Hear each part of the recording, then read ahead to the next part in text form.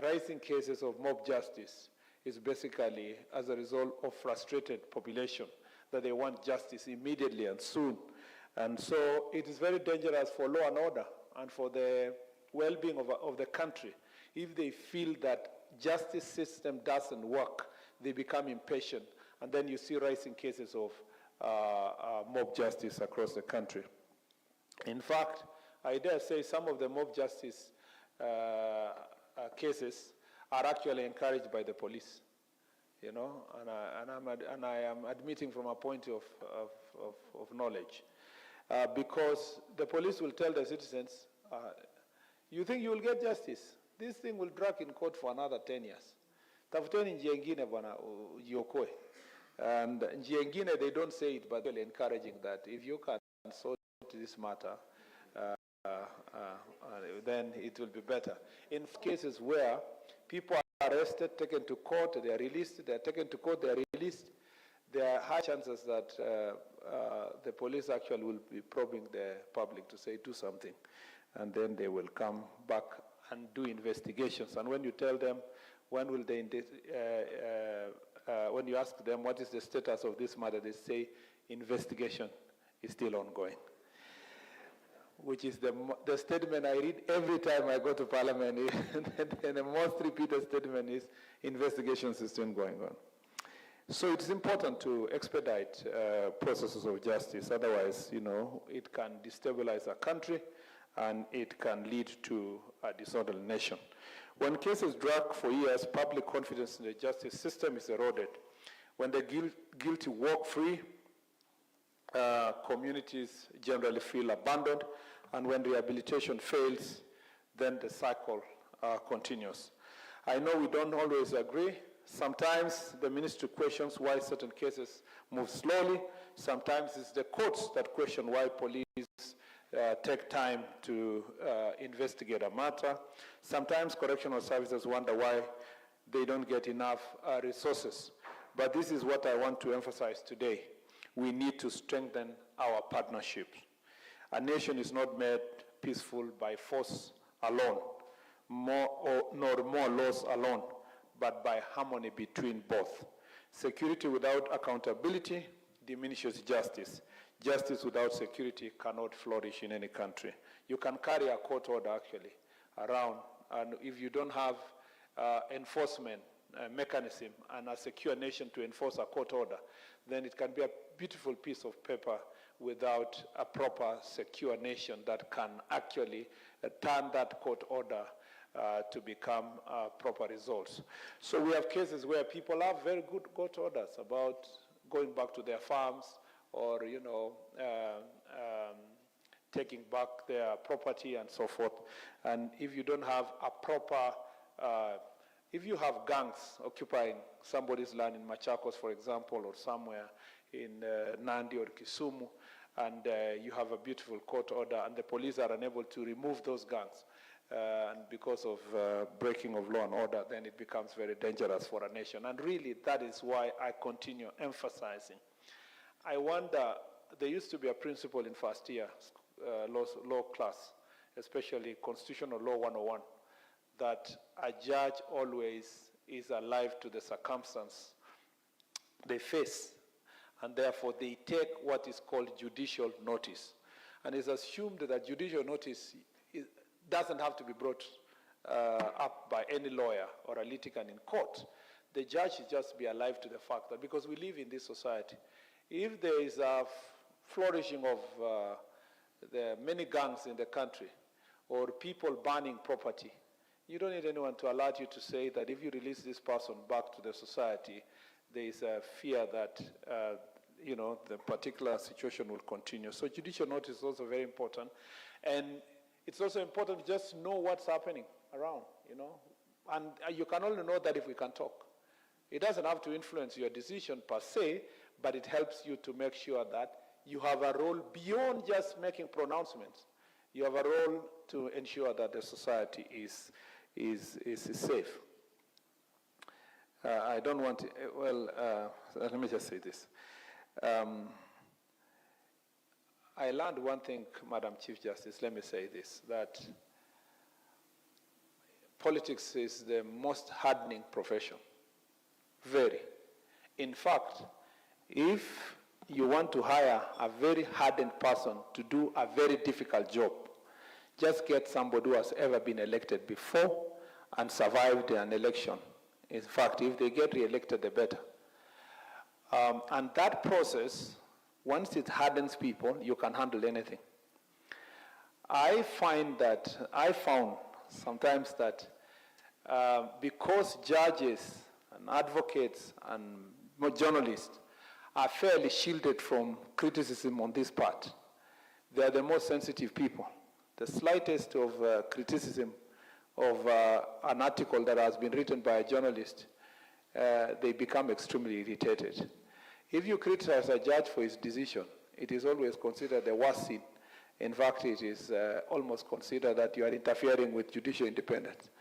But we get criticized all the time, caricatured, our children are mentioned, people say that we will visit them, Anguka Nayo and all that. And we keep just, moving and moving.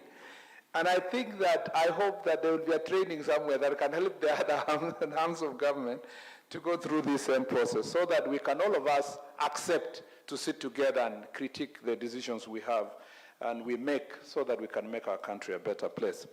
So when we have problems, let us approach them as partners. Police reforms must continue to emphasize partnership and professionalism. An efficient police service makes the entire justice sector more efficient. But that efficiency starts with how officers treat citizens at the first point of contact. There goes, and also that goes with the courts. Quick, well-reasoned judgments don't just resolve individual cases, they also help deter future crime and send a message that justice works. An effective correctional service that actually rehabilitates offenders prevents tomorrow crimes today by breaking the cycle of repeat offenses. Ladies and gentlemen, as you may be aware, we ended our national-wide security and service delivery dialogues, known as Jukwaa la Usalama. To make just three, I just want to make very, very few remarks or lessons that we learned from this process. Number one is that we cannot survive or operate in isolation. We cannot continue protecting our turf.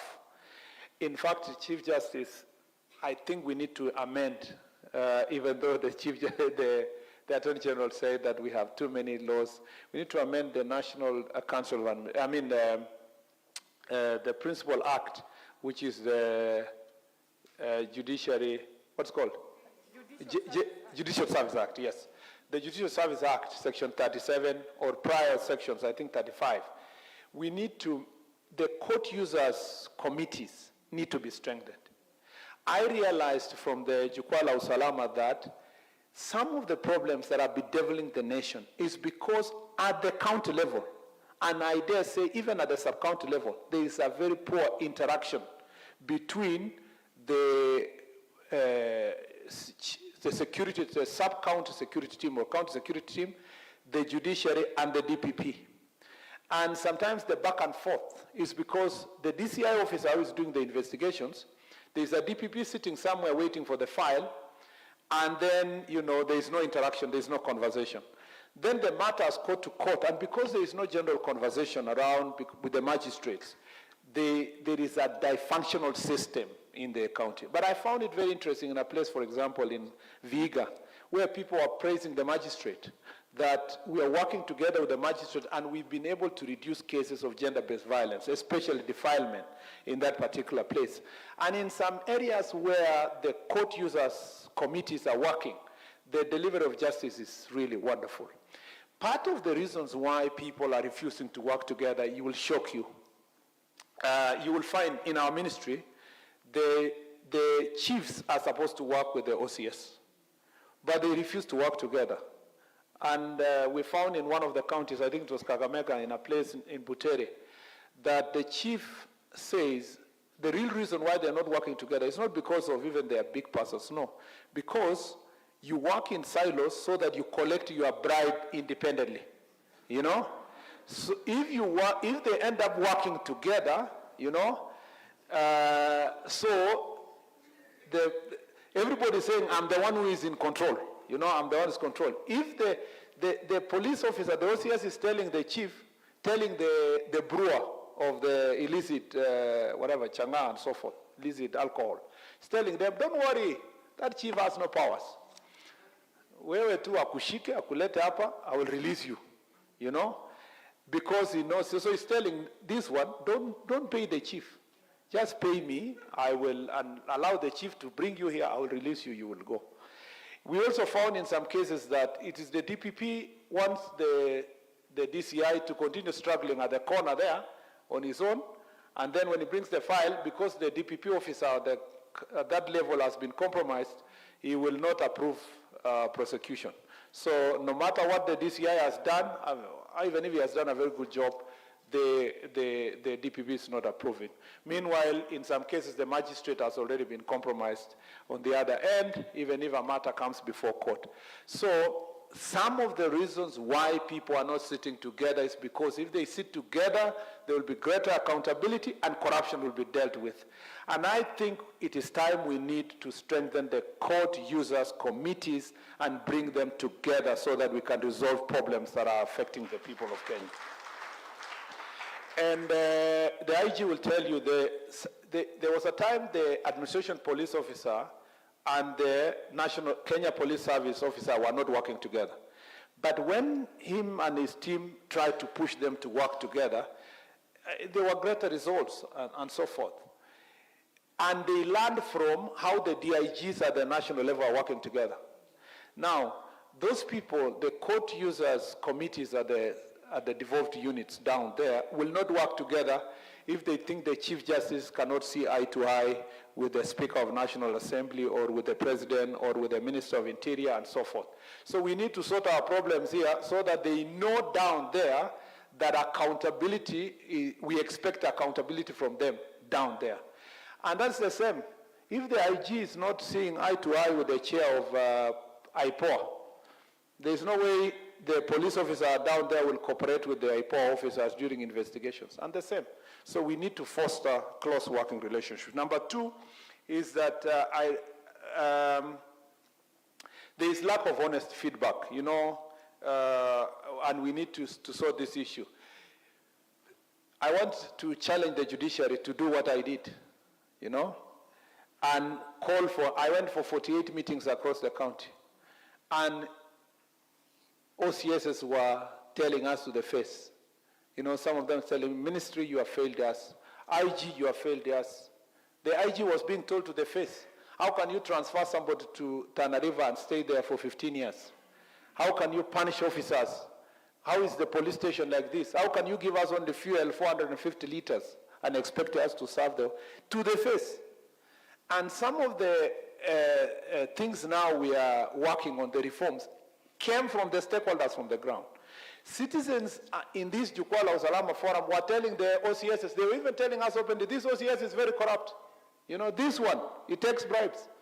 And others were saying, please don't transfer this OCS. It's one of our best OCSs in this area. And some of the changes IG has done is as a result of this direct interaction. I want to dare the judiciary to hold only 1, 2, 3 public barazas in every county. You will be shocked, Chief Justice. I want you to take one day, call a big baraza in somewhere in Laikipia and sit down and tell wananchi, 1 to 1,000 people, just talk about judiciary here. You will be shocked about the feedback, and it will help you to make things better.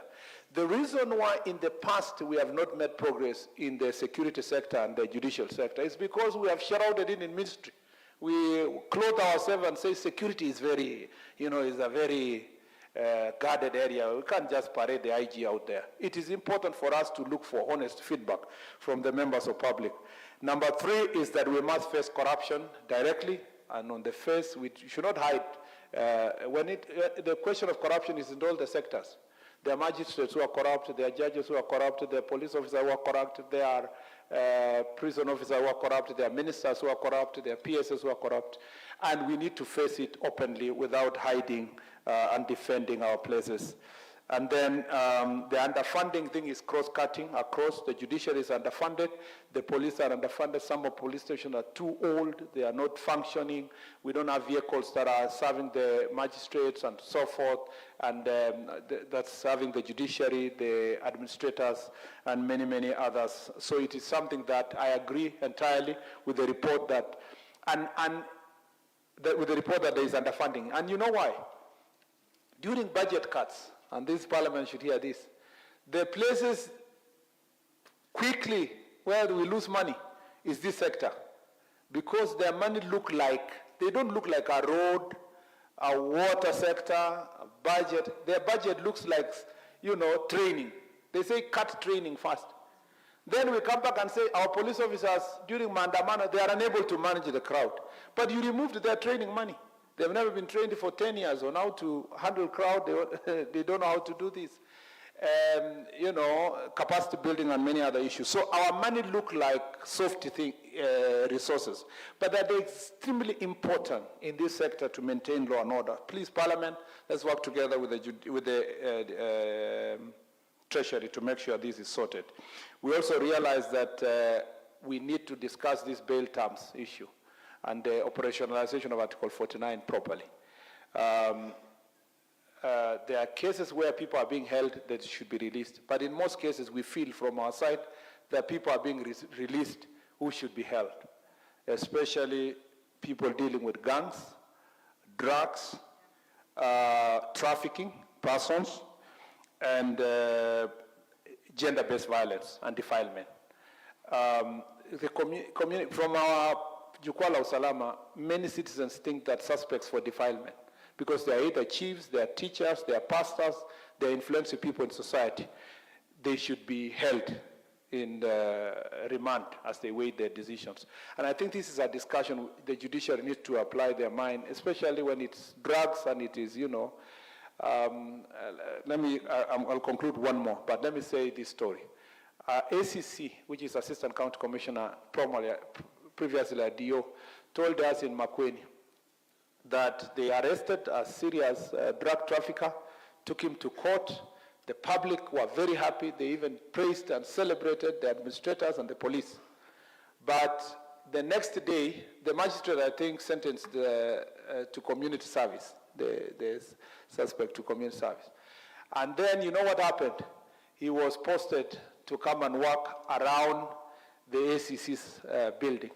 So when wananchi passed around, they said, kumbe ule mtu tulishika, huyu anaenda kupikia chakula, huyu dio kwa kwake. They never understood that they were serving community service. It's something we need to discuss and work on. And lastly, digitization is a sector that many Kenyans really appreciate.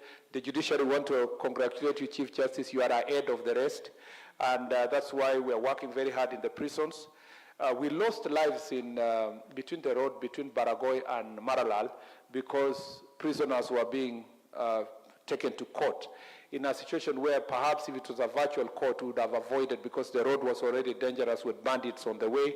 And it is important to note that digitization will make a big difference. We're working with the police service to make sure that we have digital OB, the instant finding system, and so forth. This is a subject that also this committee should work on. I think if I continue reading this page, I'll take too much time, and you will not like me on my first day. Let me say that I'm very happy to be here. I look forward to a stronger partnership between this ministry and yourselves, and let's work together. I think, as my last closing remarks, I think, and this is for our judges, I think a judge, and being a member of this profession, who is properly trained and sufficiently confident, doesn't fear even sitting with the president, doesn't fear sitting with that opposition leader, because they know that they are guided by the law when they make their decision. But this idea that if you see the Chief Justice sitting with the president or sitting with a leader of opposition, they are having a chat, you make an assumption that, they are already compromised. It's the very reason why people are closing themselves in different areas, because they fear that if they sit in a particular place, they will be compromised. That is the same reason why the president of the Law Society of Kenya ran away from this committee to solve problems, because as soon as her name came out, they say she's been compromised. We cry that we want justice for the victims, for people who are downtrodden. And when we pick people like the president of the Law Society of Kenya to come there and resolve those issues they have been criticizing government for, then we're criticizing them for being there to act. And I think it is unfortunate. We need to make sure that we are properly trained as lawyers to interact with anybody, including across the, for the defendant and for the applicant are always taking tea together. And so why not? Why can judiciary and the executive and the legislature sit down and thrash out issues that will promote justice in our country? I thank you. God bless you.